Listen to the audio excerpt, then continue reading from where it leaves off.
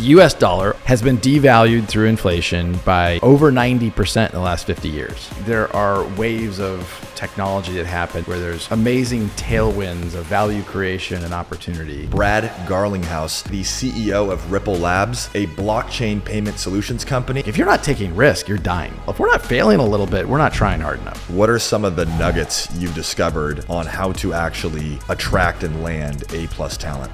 A players want to put their dent in the universe. You can't get them with money. One of my favorite profiles of hiring A talent is to hire failed entrepreneurs. 9 years in probably the most volatile industry we've ever seen. What has been the highest high and what's been the lowest low for you? If you go back to when we got sued, it was a pretty dark time at Ripple. Learning that we had won all the things that we cared about, not just for Ripple, but for the industry, that was a big high. If you could get the whole world to believe one thing, what would you want the world to believe? Comparison is the thief of joy. Understanding that your happiness is not dependent upon someone else's happiness is super critical to the world. Any predictions you have in the next cycle? Oof. What is up, guys? Welcome back to the World Class Podcast. Today, I sit down with legendary executive and crypto pioneer, Brad Garlinghouse. Brad is the CEO of Ripple Labs, a blockchain-based payment solutions company with a market cap north of $26 billion. Prior to Ripple, Brad was the CEO at Hightail, president at AOL, and senior executive at Yahoo. And in this interview, we really dive into his turbulent story, leading Ripple through lawsuits into success. We talk about how to build a world-class team and company culture, the importance of taking risk, as well as Brad's predictions for the crypto market in the future. So without further ado, let's dive in. Hey, Brad, welcome to the show. Thank you. Good to be here. I'm excited, man. So we have a lot of stuff to cover here. You've had an incredible career as a Web 2 executive, some of the biggest companies out there, Yahoo, AOL, and then you took an unprecedented move for most people. And I think 2015, you joined Ripple. Yeah.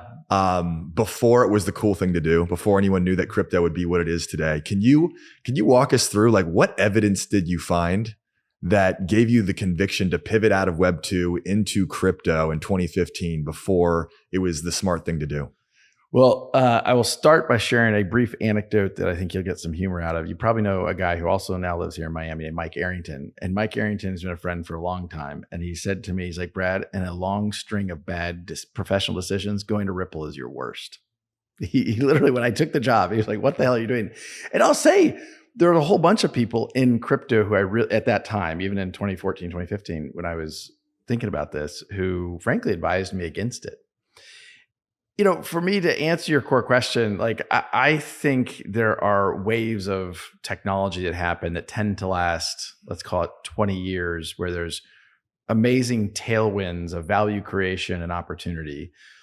I finished business school in 1997, which was an amazingly good time to come out of business school, given the birth of the internet, kind of in the really the 1.0.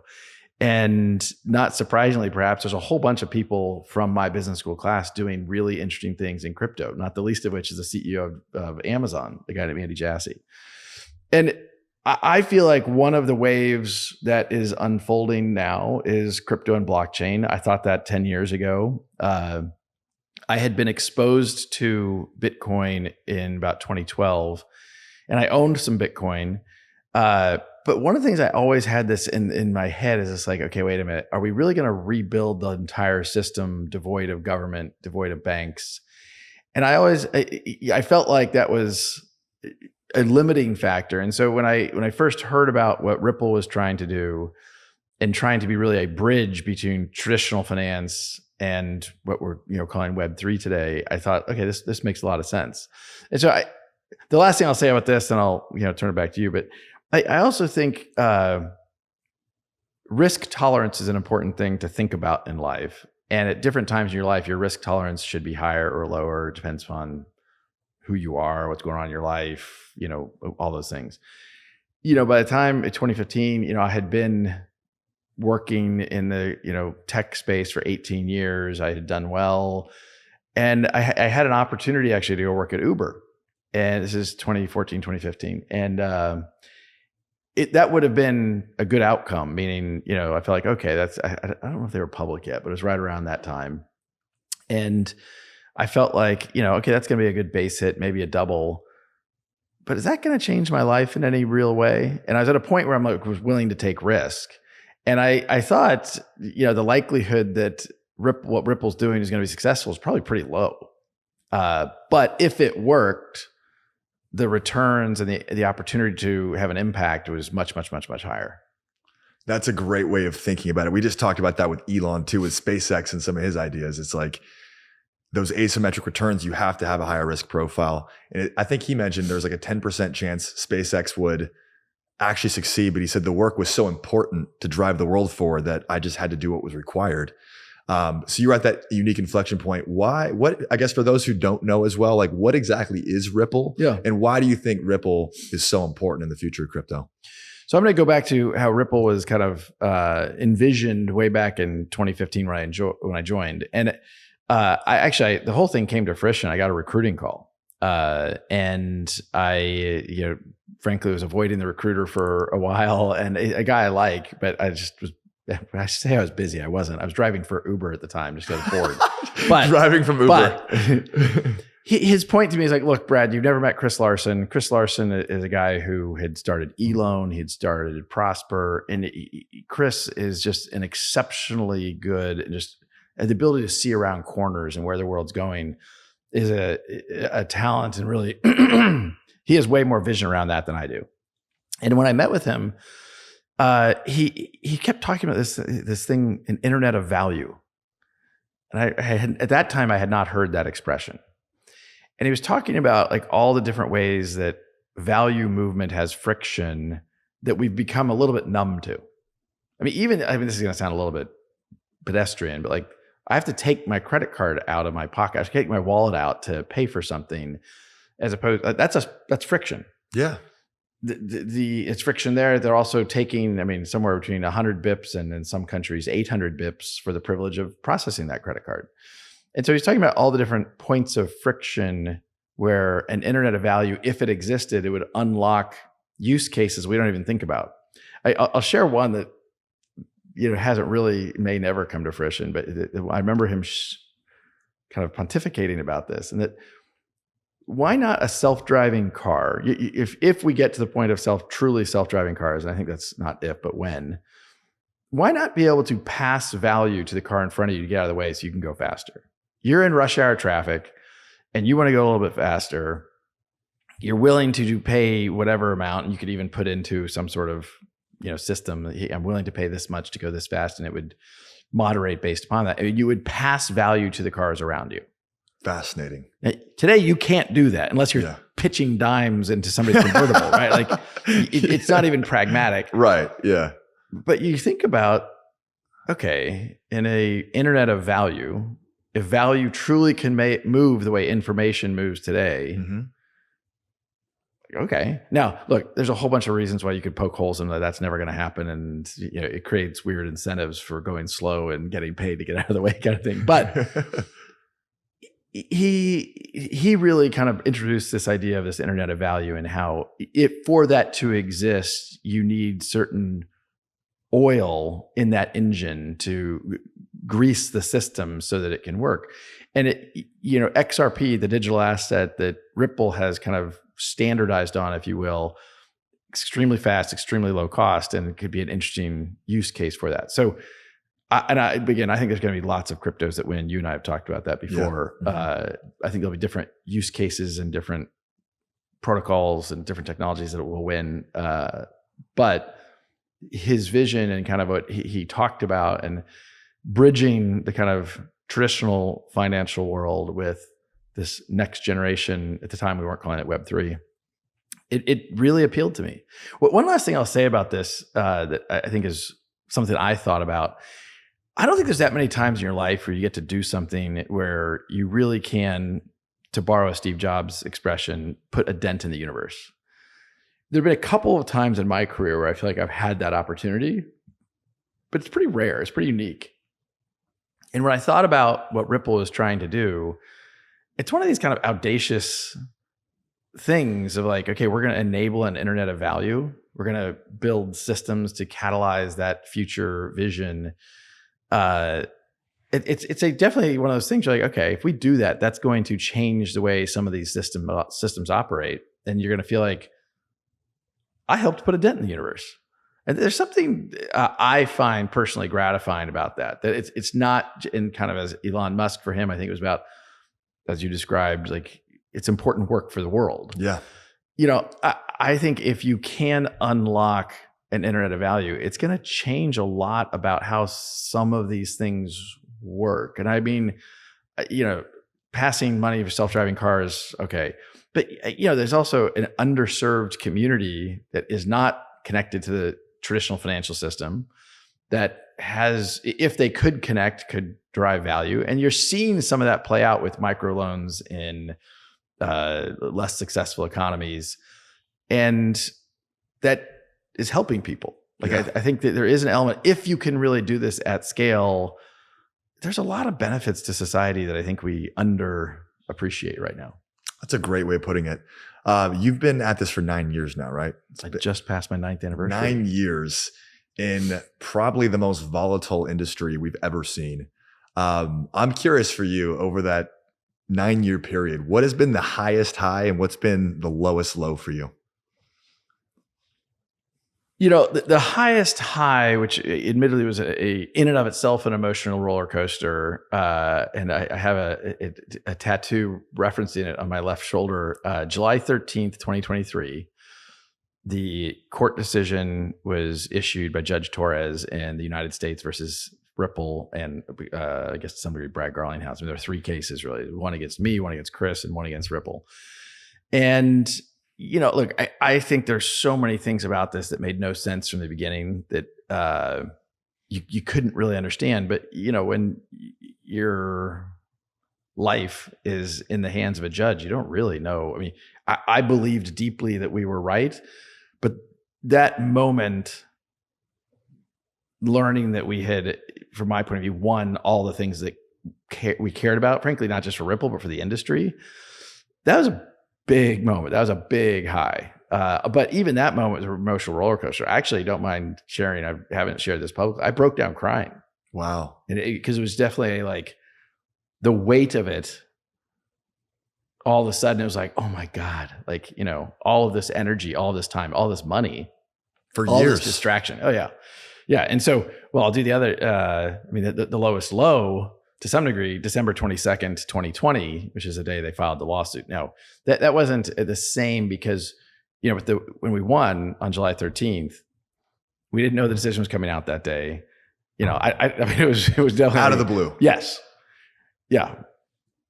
That's remarkable. I'm curious because, well, congrats on winning that. I'm power to the people here. I love it.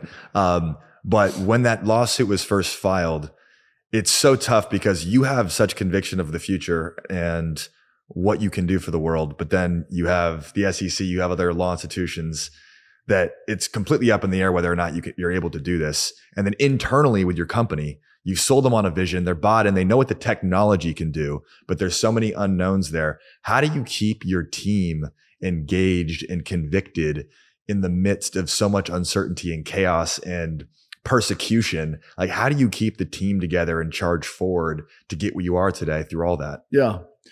Two things come to mind. One of the values at Ripple, we have an acronym we use, Legos. One of them is, the last one is say it. We are a very transparent organization.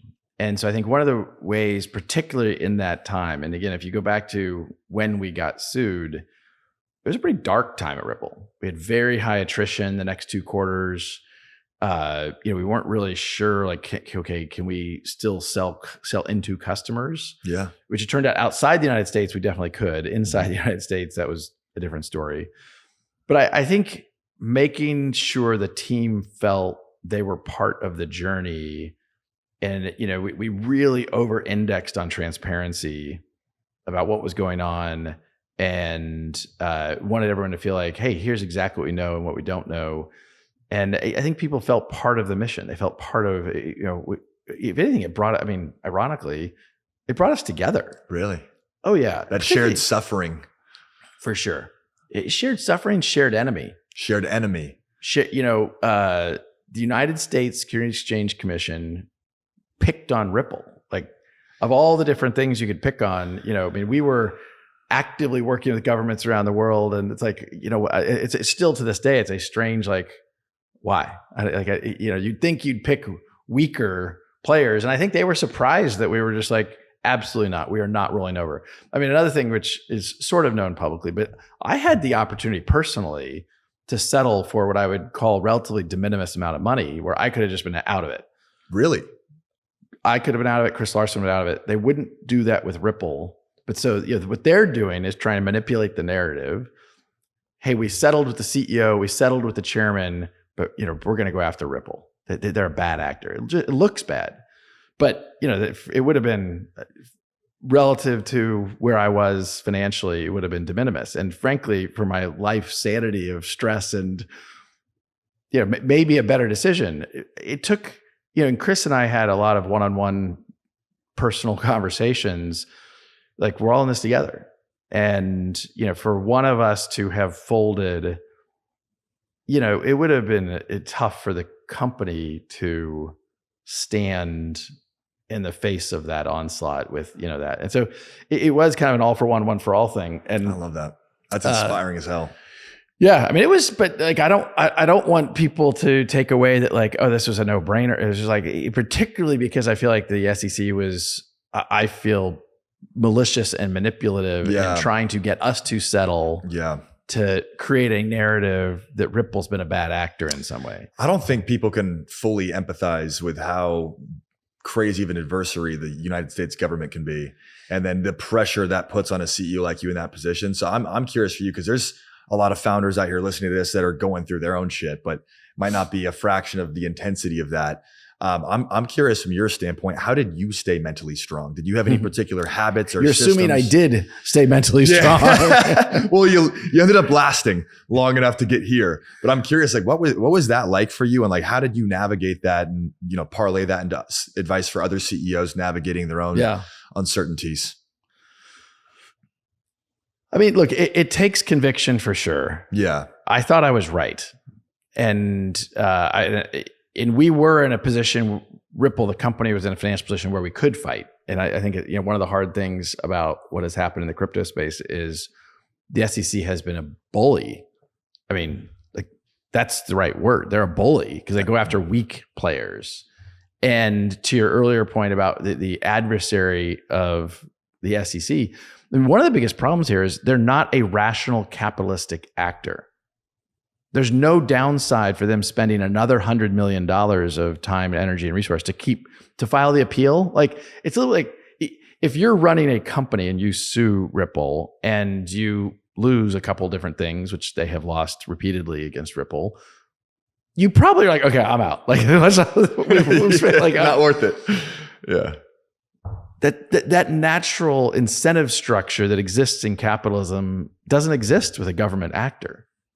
The people who brought the case, there's no negative outcome to them. Yeah. They were gone by the time the SEC lost.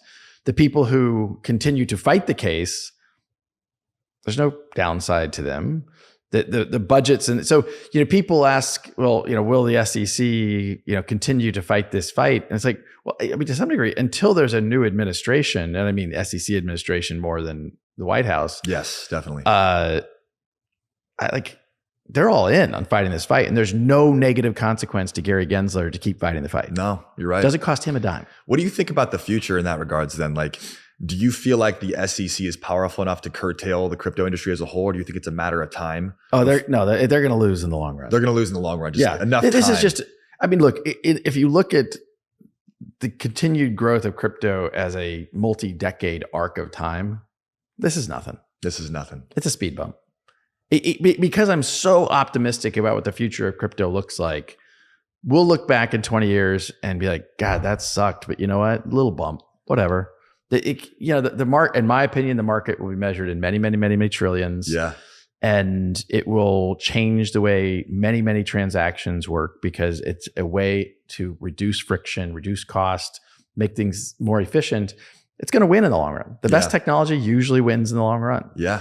And I think crypto represents that. So I think it's unfortunate as a U.S. citizen to see the U.S. fall behind. You think about the geopolitical benefits to the United States and the United States economy that Internet 1.0 and Internet, Web 2.0 really were U.S.-centric phenomena. And now Web 3.0, the U.S. is doing everything we can to make sure it's not a U.S.-centric phenomena. That's kind of crazy to me because we've always been at the forefront. And massive trends. Value creation to be at the forefront. Massive value creation. Entrepreneurs, the smartest entrepreneurs from around the world want to come to the United States. In Web3, one of the first things I tell people that come to me and say, hey, I'm thinking about starting a company, I'm like, don't incorporate the United States. Why would you do that with a hostile government? The SEC has led the charge, but the OCC, why is it a political talking point about crypto? Why is Elizabeth Warren, she's saying things are just not fact-based. Yeah. It's like you can say all you want about the things Trump says. It's a script. It's like, this doesn't even make sense. Yeah.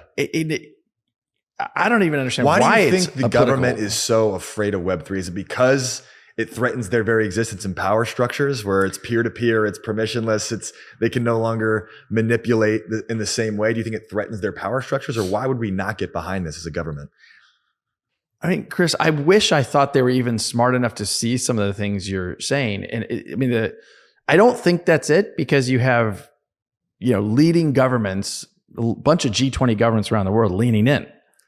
So if it was that people were worried about permissionless, I think if those were the issues, you'd see more G20 governments expressing lots of angst. But look, the UK is leaning in. Singapore is leaning in. The UAE is leaning in. Yeah. Frankly, Europe, Mika is kind of leaning in and saying these are here to stay. Look, I don't know, Brazil is not a G20 market, I don't think, but the Brazilian government is totally leaning in. Yeah. So, why is it the U.S.? There's lots of things about the U.S. political system that I can't explain. So I think we skipped that part of the discussion. But, the support of innovation should be a bipartisan issue. Absolutely. Support of high value job creation should be a bipartisan issue. Why did this become partisan? How did it become partisan? The answer to my degree is somewhat Elizabeth Warren. Elizabeth Warren decided to make it some sort of talking point, I guess in kind of an anti-capitalism way. Yeah. I'm not 100% sure, but some of the things I hear come out of Elizabeth Warren's office, I'm just like, that doesn't make sense. Yeah. It's just kind of saying that everyone who used the internet in 1995 is a bad actor. Do bad actors take advantage of new technologies? Yes. And they will continue to do so. And AI will be the next wave of bad guys using these technologies in bad ways. That doesn't mean we should get rid of AI. It doesn't mean we should get rid of it. Exactly. They're like, oh, this can be used for trafficking and for arms dealing. I'm like, well, guess what currency is the number one right now? It's the US dollar. Exactly right. Yeah, right. It's crazy. So I'm curious for you now, sitting where we're at. I think Bitcoin or the industry as a whole, I think is at what, $2.5 trillion right around there market cap roughly. Yeah. I guess just from your angle, you got a lot more intel and perspective than most, I'd say, in this industry. Like, where do you think we're going to be at the end of this cycle? Like, how big do you think the macro picture is going to look like? Any predictions you have in the next cycle? Well, so I like the fact that you're saying cycle and not putting a specific time frame on it. I think I've been in crypto, really for maybe, over 10 years since I've owned Bitcoin, but 9 years at Ripple. The thing that's really hard for me to predict are the timelines. Correct. And so when I hear people are trading crypto, I always think, I don't think I could trade crypto. There's some patterns that I feel like I see, but I give my closest friends the advice of just like, you got to think long term. You can't think about where this is going to be in 5 weeks or 5 months. Where is it going to be in 5 years? Frankly, I'd like to be able to say, like, think about where it's going to be in 50 years. And that goes into some core macro principles that I believe incredibly strongly in, which is we, unfortunately, as citizens of the world, can't trust our governments to manage monetary supply in a long-term responsible way. There's a lot of evidence to support that sentence, right? The US dollar, arguably the best managed currency in the world, has been devalued through inflation by, over 90% in the last 50 years. Is it 90% in the last 50 years? If you do that, like just an adjusted, what was it? What was $100,000 for purchasing power? Yeah. Yeah. Wow. Incredible. So, do we think that's going to get better or worse? Wow. With the printing press. I think it's probably going to get worse. Yeah. Makes sense. And that's the best managed currency. And by the way, we can argue about that. Actually, I should retract that a little bit. One of the best managed currencies. I mean, US dollars, I think many would say, if not the best and most and we're the reserve currency. Yeah. But I mean, and that's the best one. So I think it's inevitable. Like, and it's inevitable that, right now we talking about is $2.5 trillion. Look, do I think this is an easy 10x over the next 5 to 10 years? Yeah, no problem. That doesn't freak me out when I say that at all. Like, that's conservative. If you that feels safe. I mean, to the earlier conversation about asymmetric returns, is there a chance that it's 100x in that time frame? That feels aggressive, but I don't know. Like, I think that many people in the United States, particularly, don't understand what it would be like to have lived in Argentina and have the Argentinian peso devalued effectively to zero multiple times in my lifetime. Why would you hold that currency? We don't realize that could become us. That's exactly the point, right? Like, I think that we underestimate what that macro dynamic looks like over the long term. And so I'm, incredibly bullish. The reason I'm dodging the question only slightly because what's the timeline for this year? I mean, I have said publicly, I think that the market will be over 5 trillion by the end of this year, which is a double from where we are now. How that applies to Bitcoin versus XRP. I mean, people forget before the SEC got involved and said that ETH is not a security, XRP was the second most valuable digital asset. Wow. That wasn't that long ago. That wasn't long ago. What, 3-4 years? It was 2018 when Hinman gave his speech. So 6 years, a little less than 6 years ago. Yeah. 5 years and change. And, look, when a government actor gets involved, markets change, and maybe that's to be expected. Yeah. Unfortunately, you still have that government actor involved. Unfortunately, you still see, and I believe what I read usually, look, it appears the SEC is trying to mount a case against ETH. To me, that's absurd.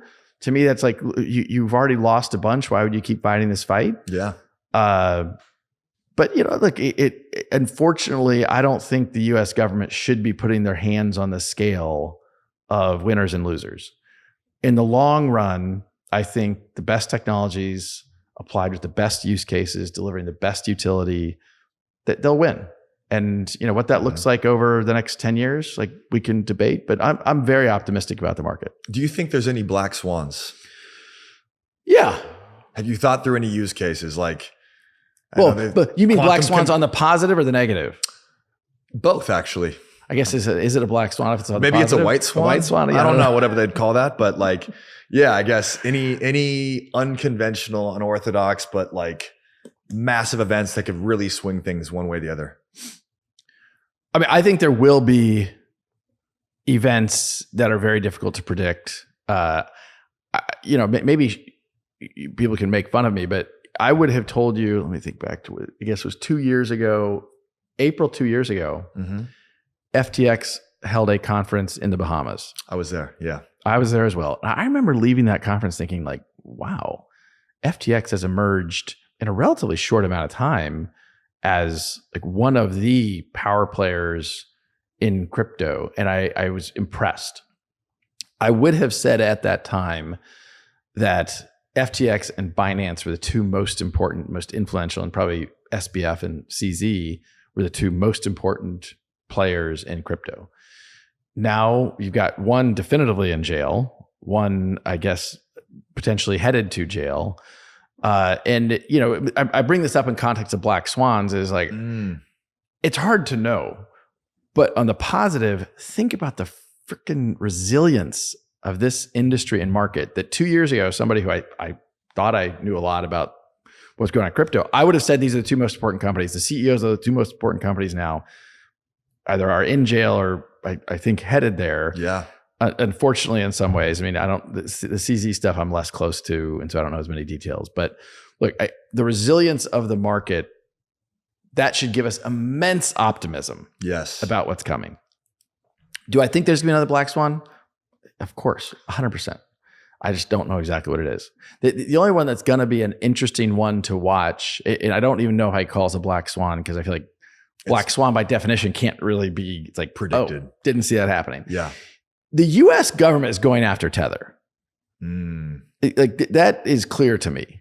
I view Tether as a very important part of the ecosystem, and I don't know how to predict the impact that will have on the rest of the ecosystem. Yeah. It's hard. Do you think, is it possible to take out Bitcoin, for instance? Like, do you think there's any sort of technological thing that could take out Bitcoin, high performance computing or quantum computing or any, there's a lot of rumors out there, but I'm curious from a technologist standpoint too, is like, are there any existential threats to the core asset propping this entire ecosystem up? Yeah.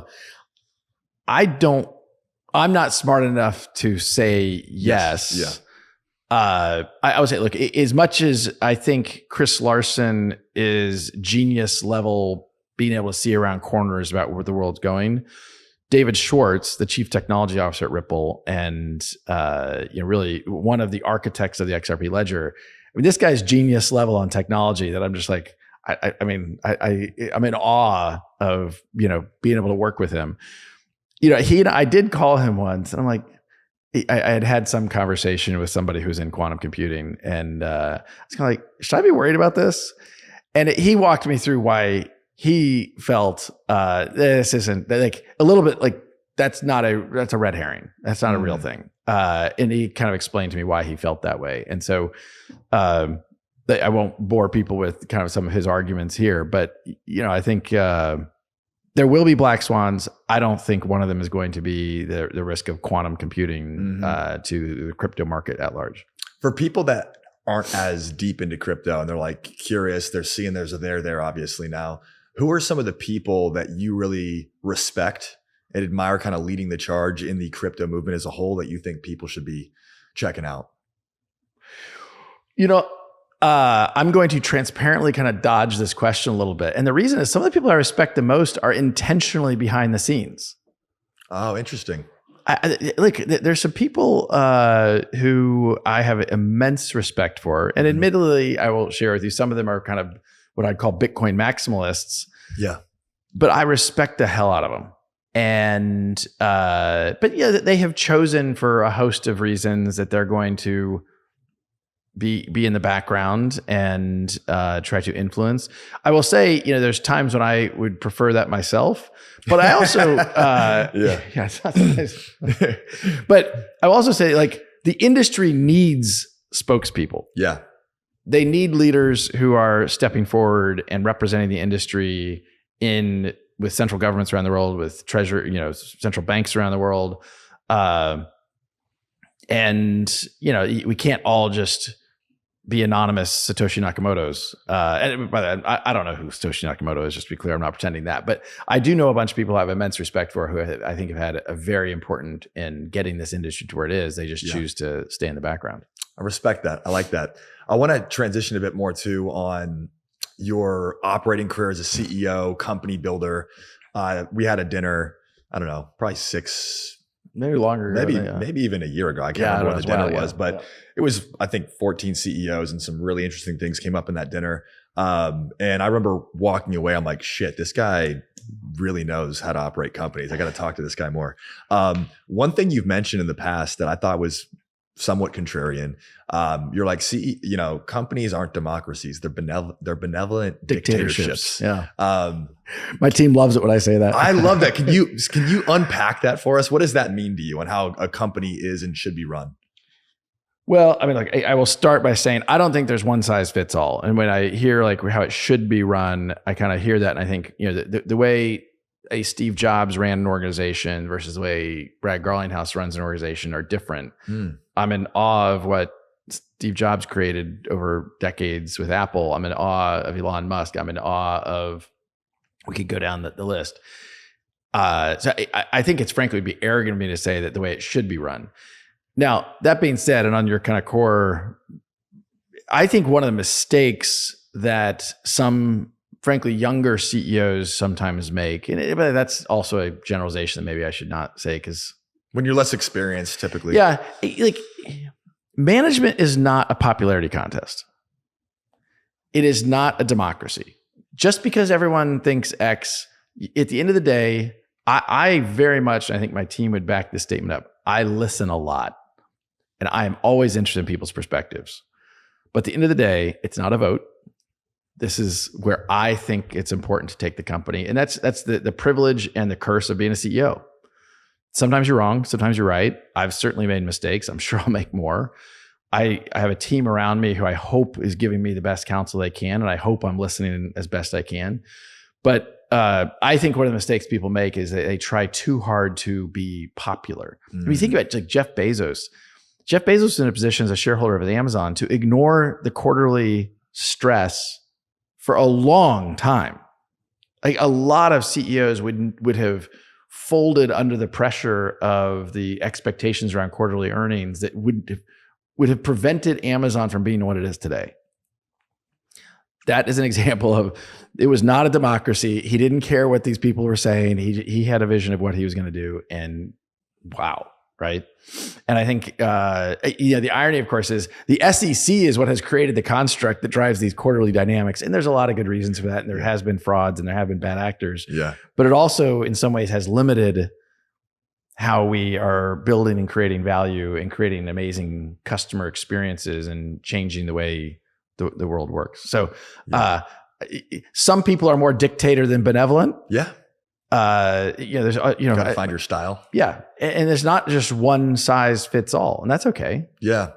That's the challenging part. I'm curious for you personally, what's the hardest part of being a CEO? I think one of the things that people don't fully understand, it's not just, I guess it's, it's lonely. You don't have, and I think there's the reason why some of these organizations are created. I'm a part of YPO, and I think people forget that, like, as you move up. When I was at Yahoo, I had a bunch of peers, like we were in it together, and I could commiserate and we could talk about stuff. But as you go up, there's fewer people until you're the CEO, and then like you're one. And in some ways, you can use your board as sounding boards on things, but in some ways that's not a perfect, they're not on your team exactly the same way. And so I think one of the hardest things is just understanding that it can be lonely and kind of growing into that over time. Interesting. Is that something you just learn to deal with, or are there things that you can do to like combat that? Or meditation? Yeah, I'm doing about an hour a day every day. I think exercise, for me, when I first started to feel those experiences, I used to do triathlons, and that was my meditation at that time, in a different way. Mm-hmm. But I don't have great advice on this. It's tough. Yeah. It's tough. Yeah. I like that. That's real. When it comes to building these companies, right? Because you've got Yahoo, AOL, Ripple, Hightail, I think formerly known as Usendit. Yep. You've operated a lot of different companies. Everyone talks about building A+ teams, right? Hire A players, build world-class teams. You build the team, then they build the product, and they make the company great. Throughout all your operating experiences, I'm curious, like, what are some of the nuggets you've discovered on how to actually attract and land A+ talent? When you talk about that, the first thing, A+ talent is attracted to A+ places, right? And we all have seen that, right? Like, I mean, there's these mafias that have been created over the years, and you want to work with other really smart people. And one of the kind of expressions I have used that I think helps drive that in something I've tried to indoctrinate at Ripple is this idea of like, don't confuse activity with progress. Some people think if I'm doing a lot of things, like it gets to an annual review or something, it's like, they write up a self review, whatever, and you read it and you're like, okay, yeah, you did a lot of things, but it didn't actually move the ball forward towards the objective. I'd rather have somebody do a few things and move the ball forward a lot. And I think this idea of just really emphasizing, don't confuse activity with progress. And I think when you do that, A players, like they want to be involved with progress. A players want to put their dent in the universe. A players can go make money at lots of places. You can't get them with money. You have to get them with like, hey, yes, you can make a lot of money at being here, but you can also have an impact on the world. And that to me is the A player experience, if you will. I love that. When we extrapolate that out and you got a whole team of A players and you have a world-class culture, at that dinner, we also talked about culture. And I thought you had the most concise, beautiful definition of culture. Can you share that? I'm not sure which one it was. So. You probably have a few of them. I think. Well, one of the things maybe lead the witness a little bit more. Yeah, here. I'm trying. I think to paraphrase what you said, I think culture is who you hire, who you fire, and who you promote. Yeah, that's an important one. I think people lose sight of this. And at times, I think Ripple has. I really value the culture, but what says more about your culture than anything else is who you hire. It's being smart about that, and there's sometimes you want to hire someone, but they're not a cultural fit, and it's hard to say no because But recognizing this person just isn't going to fit in well here, and that's okay. But then also being smart about and quick about who you fire. And again, just in the last 6 months, we've had this experience. And I was sad to see somebody who I thought was really talented, but they were not a good fit culturally. And then who you promote, that's the most important one. I think one of the things I'm most proud of at Ripple is there's a bunch of people on our leadership team that started. I mean, our CFO now, he's been in the company, I think 7, maybe 8 years, and is promoted and is now the CFO.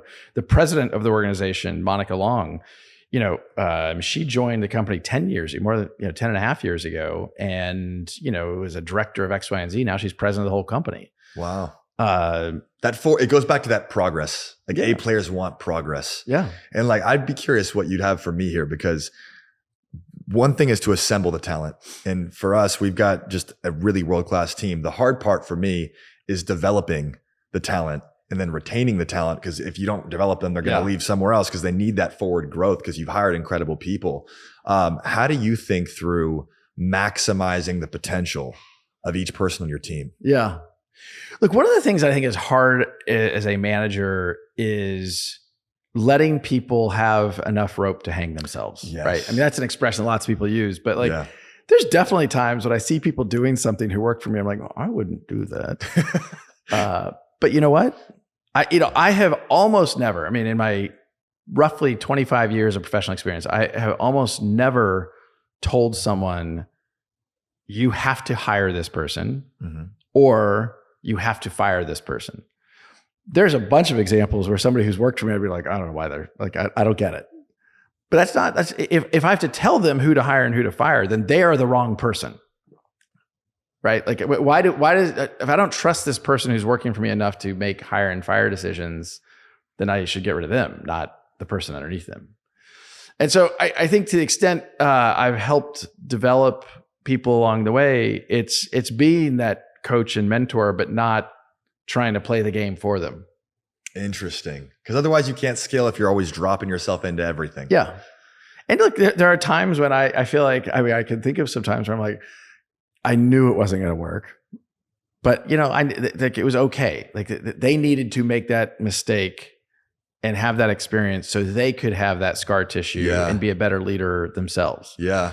And that's okay. And by the way, I continue to make mistakes. And I hope the key is, in my opinion, having the humility to identify when you made a mistake, admitting the mistake and learning from it. Yeah. And that's okay. But again, back to our earlier point, that's not, we've talked about some CEOs who are very, very bad at admitting mistakes. Yes. I admire the hell out of them. It's not my playbook. It's not how I operate. I get that. Cause I'm always just trying to understand in hindsight other mistakes people have made. Cause I think experience is the slowest and most painful way to learn. Yeah. I'd rather just take your lessons and be like, all right, well, let me keep that in mind so I can actually apply that. Well, I will give you one other one. You're not asking this, but I'll tell you, one of the big mistakes I think that you and I talked about this a little bit one-on-one. As companies grow, they hire more and more people in risk mitigation functions. They hire more lawyers. They hire more HR people. They hire more finance people. And those people, their job is to mitigate risk. But in some of these industries, particularly nascent industries like crypto, like if you're not taking risk, you're dying. And so I think having been around for a while, like creating a culture that embraces risk, it has to tolerate failure. And if you don't tolerate that failure, you're not going to enable the risk. And I feel like you have to keep at least what I think about at Ripple is I want to keep pushing risk. I want us to fail. If we're not failing a little bit, we're not trying hard enough. And I'm glad we have an amazing legal team. We have an amazing finance organization. I love my HR leader.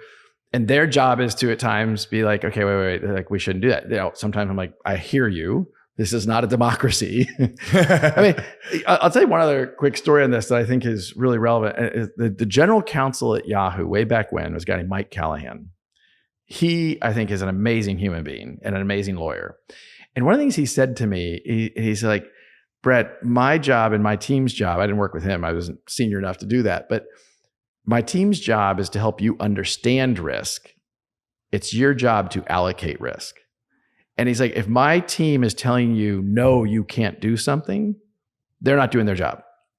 Lawyers don't tell you, no, I can't do something. Lawyers say, look, here are the risks. You should make a decision. Now, there are exceptions to that when it comes to criminal activity. And so I'm not...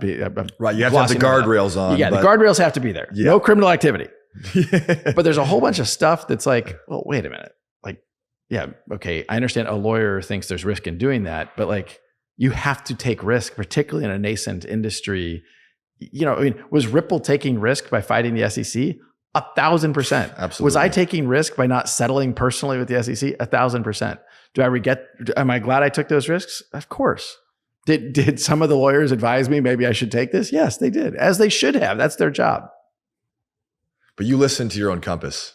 You have to. Again, as companies grow, there's a natural tendency to take fewer risks.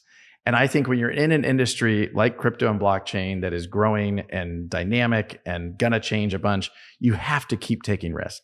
I love this message because I feel like the fear of failure, the fear of rejection, the fear of humiliation in life, not just at a company, yeah, robs people of their potential like nothing else. I agree. Right. There's so much genius and there's so much innovation and so many gifts that have yet to be given to the world because people are so afraid of what their peers are going to think. Yeah. And so to create a safe space, you're like, you know what? We're going to go against the freaking matrix here and just like not let our fears be our guide, but we have faith, we have conviction. And like, that is powerful stuff. The hard thing I think is how do you inculcate that into an organization where it's not just at the CEO level, it's not just the executive level, because I want a director of product management to embrace that same thing. I want an engineering, manager of X, Y, and Z to embrace that same thing. And so the hard part I think is making sure you have a culture, and I'll go back to what I said earlier, that encourages risk and tolerates failure. If you don't get the second part, if you don't tolerate failure, people are not going to take risk. Yeah, I'm like self-reflecting on this right now. I'm like, man, I can be overbearing sometimes because for me, it's all about creating raving fans. Like all I want to do is create raving fans that are founders out there. Right. But I can see too, when you have such a passion for creating results at a certain level, you can be constrictive and that can be the very thing bottlenecking your company's growth. Yeah. Just let people make a few mistakes, celebrate them, move forward. Yeah. Are there any TED Talks, books, courses, just personal development things that you've done that you feel like were like asymmetric levers in your personal growth that you think everyone should just either read or watch right now? Oh, that's a really good one. I'm trying to think. Well, I mean, this is a micro example, so it's imperfect. And I kind of alluded to it earlier. The CEO of NVIDIA gave a talk at Stanford. It got some fame, at least in the viral loop, ran for a minute. And I don't know. I think his name is Jensen Huang. Jensen Huang, yeah. Yeah.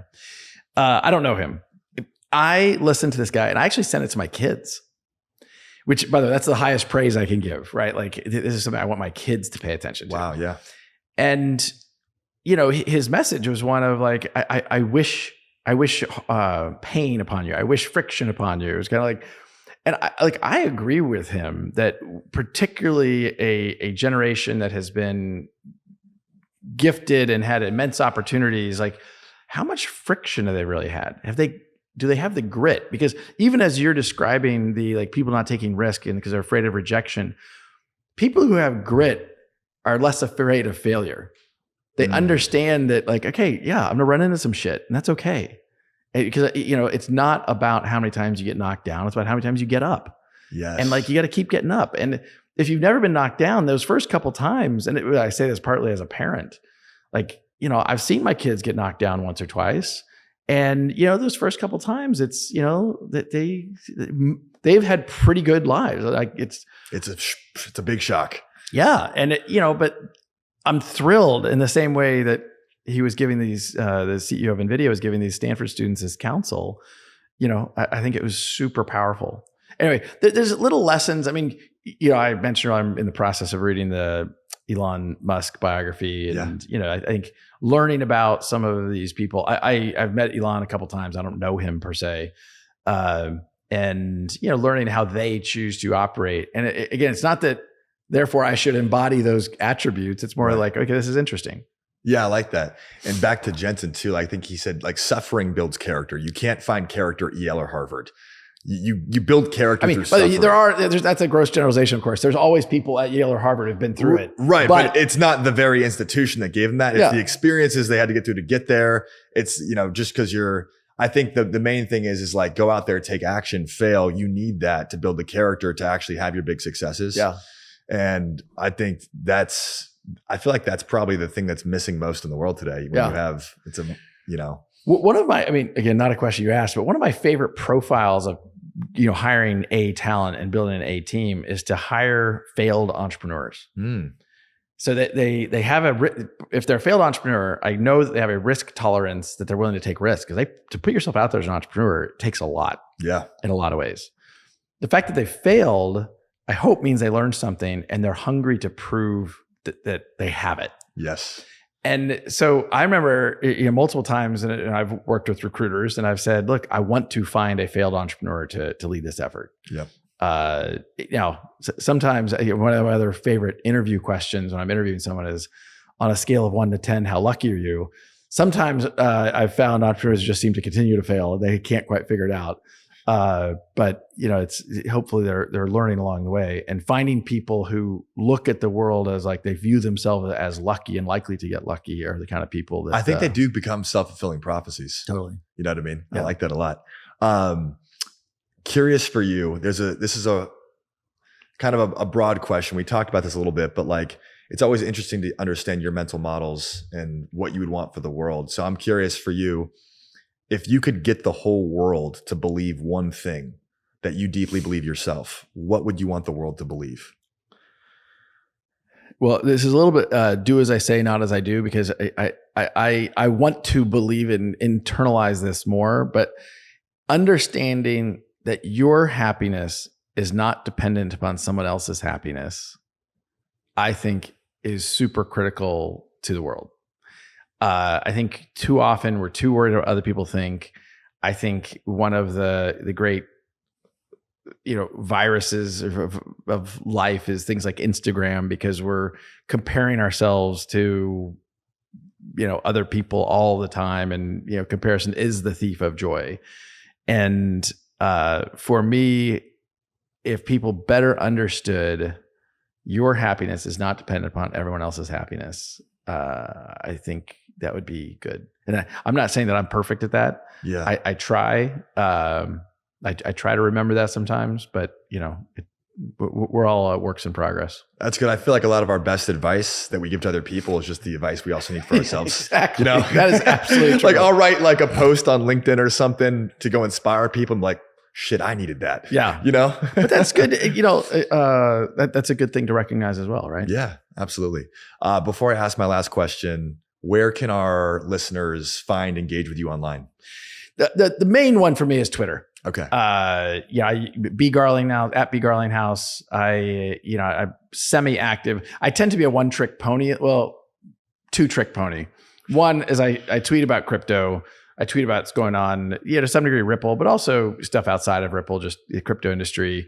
The second one is I'm a rabid fan of the Kansas Jayhawks. I'm a graduate of the University of Kansas, and best basketball coach on earth, Bill Self. Anyway, those are the only two things I really tweet about. So if you want info on those two topics, you should follow me. Otherwise, Brad is the #1 account on those two topics.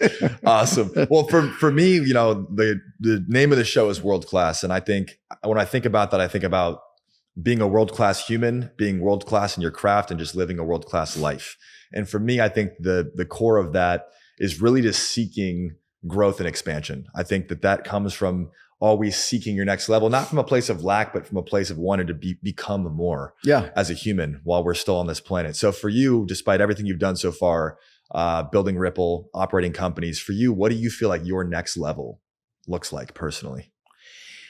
I think it's understanding, that success is measured not by bank accounts and size of companies exclusively. It's understanding that success is about the impact you have on people's lives and the interactions you have and the people you touch. I get immense joy, frankly, as a dad, but also in seeing like the next generation of leaders, both inside Ripple and those that I get to interact with outside of Ripple, and kind of bringing them along and helping them along their journey. That's a lot of success for me now, which probably I didn't understand as well how much joy that would bring in my 30s and 40s when I was kind of just work. I was working insane hours, and then you get there, you achieve success in the kind of maybe more financially capitalistic driven measures, and you kind of realize like, I want something more. And it is a little bit like, how are you putting your dent in the universe? And there's a lot of ways to do that. And some of the people I admire most are not necessarily the people that are the traditionally defined most successful people. That people are like, wow, they have, they've chosen a path less traveled. I love that, man. Yeah, I think you graduated on the soul evolution of like, well, okay, I've made a lot of money. I've had a lot of financial success. I've had the status, but now it's like, all right, how can I maximize my impact? Yeah. I love that, man. Well, this has been fascinating. I just want to commend you for being courageous, and like going through some real shit and staying in your path and paving the way for an industry really, and being one of the forefront leaders. And just, I think I'll use the word hero because I think heroes for me pursue their own principles in the face of all adversity, with a noble intention. So I think you've done some pretty heroic stuff and learned a lot today. I take that as a huge compliment. I appreciate it. I don't know if I would call myself like I don't hold myself in that level. I know you don't, but I think I can give you that. I think like with integrity. I appreciate it immensely. So thank you so much for sharing, man. I know people are going to love this. Thank you. Awesome. Hey guys, I hope you enjoyed this episode of the World Class Podcast. Don't forget to like, comment, and subscribe across all our platforms. Hit that notification bell so you can get updates on our new episodes, and we'll see you next week.